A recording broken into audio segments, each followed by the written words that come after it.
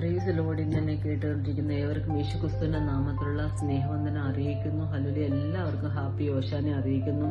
2025 വർഷങ്ങൾക്ക് മുമ്പ് യേശു ആ കഴുതക്കുട്ടിയുടെ പുറത്ത് കയറി പോകുമ്പോൾ ഹല്ലേലൂയ ജനം മുഴുവൻ ഹല്ലേലൂയ കുരുത്തോല എടുത്തുകൊണ്ട് ഹല്ലേലൂയ ദാവീദിന്റെ പുത്രൻ ഓശാന ആർത്ത് വിളിച്ചുകൊണ്ട് ഹല്ലേലൂയ ആർപ്പിട്ടുകൊണ്ട് ഹല്ലേലൂയ അവർ യേശുവിനെ ആനയിച്ചു കൊണ്ടുപോകുക. ഹല്ലേലൂയ. നമുക്കിവിടെ കാണാൻ പറ്റുന്ന ഒരു കാര്യം, യേശു കയറി ഒരു കഴുതക്കുട്ടിയുണ്ട്.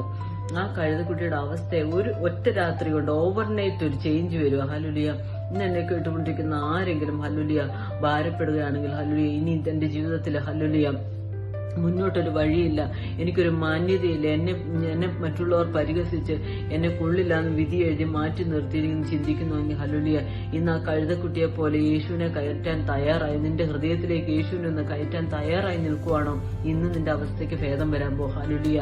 2025 വർഷങ്ങൾക്ക് മുമ്പ് ആ കഴുതക്കുട്ടിയുടെ ജീവിതത്തിൽ മാന്യത കർത്താവ് കൊടുത്തെങ്കിൽ ഹല്ലേലൂയ ഇന്ന് ഹല്ലേലൂയ കഴുതയുടെ സ്ഥാനത്ത് പലപ്പോഴും നമ്മൾ ഒരു കഴുതയുടെ സ്ഥാനത്തുണ്ട്. പലപ്പോഴും നമുക്ക് ബുദ്ധിയില്ലാത്തവരെ പോലെ അല്ലെങ്കിൽ മാന്യതയില്ലാത്തവരെ പോലെ വഴി അടഞ്ഞു നിൽക്കുന്നവരെ പോലെ മറ്റുള്ളവരുടെ വിഴുപ്പ് ചുമന്നുകൊണ്ട് പോകുന്നവരെ പോലെയുള്ള അവസ്ഥകൾ നമ്മളുടെ ജീവിതത്തിൽ ഉണ്ടായിട്ടുണ്ട്.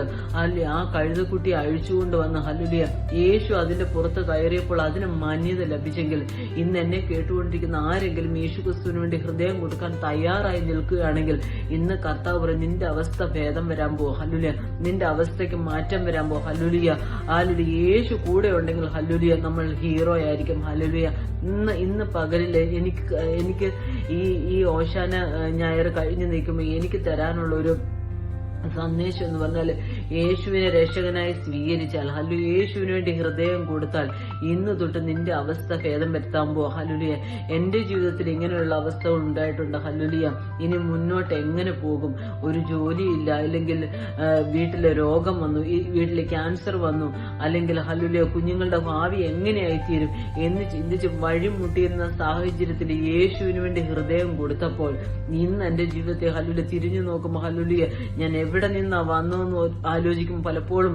ഹല്ലേലൂയ ഞാൻ അവിടെ നിന്നാണല്ലോ ഇവിടെ എത്തി നിൽക്കുന്നതെന്ന് ഓർത്ത് ഹല്ലേലൂയ സന്തോഷിക്കാൻ കർത്താവ് ഇടതരുന്നു. ഇന്ന് എന്നെ കേട്ടുകൊണ്ടിരിക്കുന്നവരോട് ഞാൻ പറയാം ഹല്ലേലൂയ യേശുവിന് വേണ്ടി ഹൃദയം കൊടുത്താൽ ഇന്ന് നമ്മുടെ അവസ്ഥയ്ക്ക് ഭേദം വരാൻ പോ. ഈ വചനങ്ങളാൽ കർത്താവ് നമ്മളെ ഓരോരുത്തരും അനുഗ്രഹിക്കട്ടെ. ആമേൻ.